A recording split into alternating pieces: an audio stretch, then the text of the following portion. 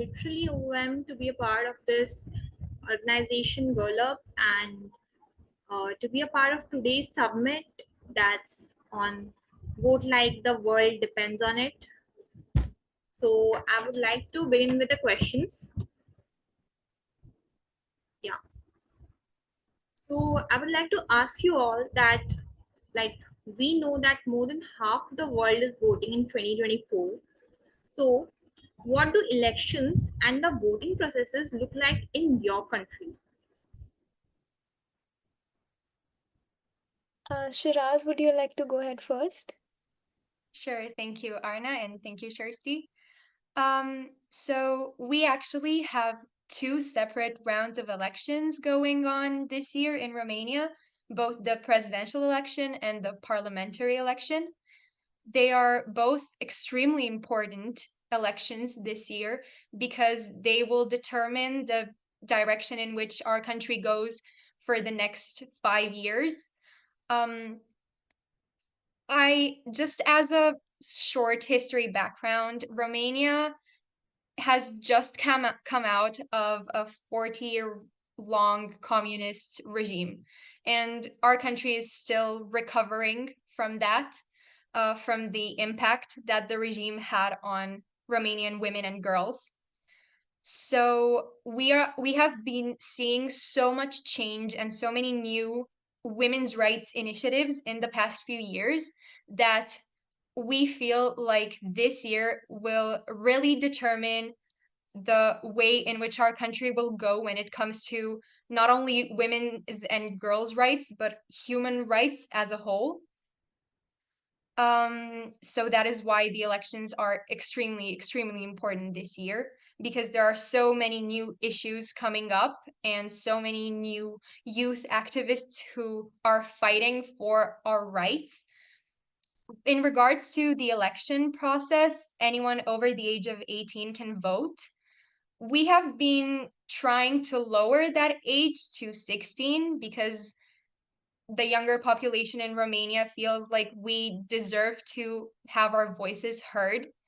So we're trying to do that, but in the meantime, we really strongly hope that the outcome of this year's election will turn Romania into a more positive direction when it comes to our rights and our development.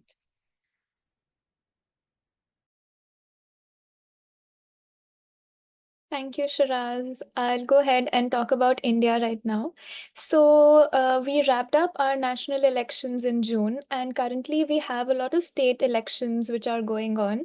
And here we have a multi party democracy system, and we are the largest democracy of the world. Elections take place every 5 years at various different levels. So, there's the central level, state level, panchayat, and municipal levels, and there is a whole decentralized approach in place.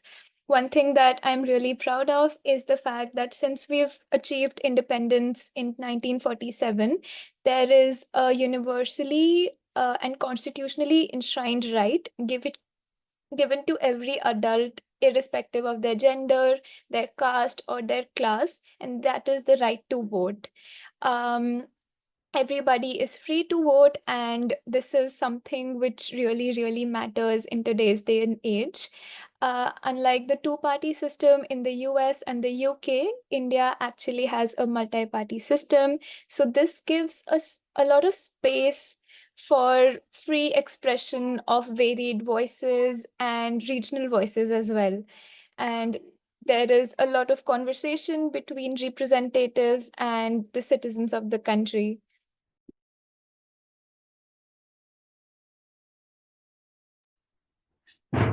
Yeah, that was great.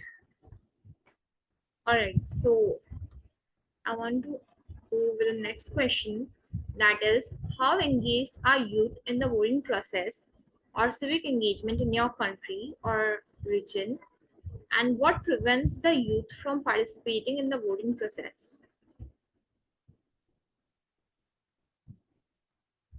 Arna, would you like to go first this time? Okay, sure. So, when it comes to India, Indian youth are quite engaged in the civic engagement process, and there is a lot of active participation in politics via campaigns or rallies and even university elections. So these platforms, I believe that they often serve as stepping stones for people who are interested to step into mainstream politics. They shape a lot of future leaders, and many such youth leaders who become a part of their university unions often join politics. And my father is actually one such example. And his political career began by participating and being involved in his university's elections. Regarding the latter half of your question, I personally feel that there are still some young people who are unaware of the process of registering for being eligible voters, or they might have recently migrated to different cities for education. They might be migrant workers or even first time voters. So they might not even have the required documents for registering to be a voter. Other than that, some parties, like some political parties, might not have an effective strategy in place to engage with youth and youth leaders. Their manifestos might be filled up with a lot of jargon, which young people find hard to understand. And so, without access to proper information or voting slips, young people might feel disengaged with the whole process. They might not know how to engage meaningfully and might end up considering voting day as a holiday, which is something which we need to change. That's from my end.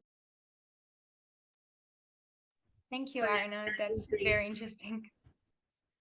I think that I can relate very much to what everything that you just said, because youth engagement in Romania is also on the rise, and I am very happy to see that so many new youth organizations are coming out and talking about their wishes and about their propositions and about everything that they feel like should be changed in our country. I can truly say that it is something that we are all very proud of. We are proud of our engagement, and we are proud that every year more and more young people go out and vote and speak their minds. There are unfortunately also a few obstacles, and a lot of young people feel that they're either not truly represented on the voting ballot. Maybe their ideas and what they feel like we need is not really a full option, which is very sad.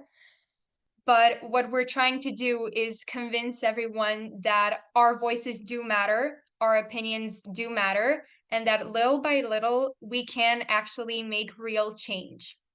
Another issue is that a lot of young people feel discouraged to vote simply because they believe that their vote will not count towards anything, which is sadly false, because each one of our votes does count. And we know that together we are stronger and we can actually build a better future. So that is my response to your question. Yeah, that was true. Really, that was good. So now I would like to ask you both the next question.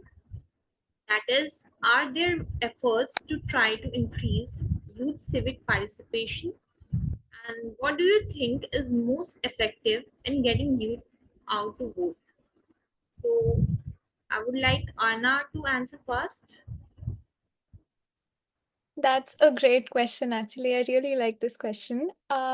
So I would say that for me personally, the most effective way to engage youth is by having people who they can relate to as representatives. Because when I see somebody who is running for a seat in the government who is a youth leader, I see some part of myself, my aspirations, my wants from the government in them, and I can associate with them. We can also do this by ensuring that party manifestos address youth and the issues that matter to them, as Shiraz pointed out. I completely agree with her on this.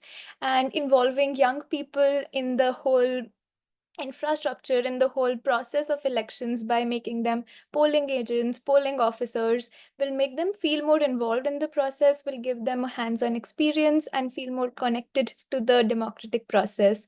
And there are a lot of efforts ongoing to increase youth participation, be it camps being set up by universities or local bodies like the RW bodies, or be it internships being offered to young students by central government ministries to give them the hands-on experience. And as young people, we really do appreciate all of it. This was really great, Anna. So I would like to wrap up the session with this. So thank you everyone for joining.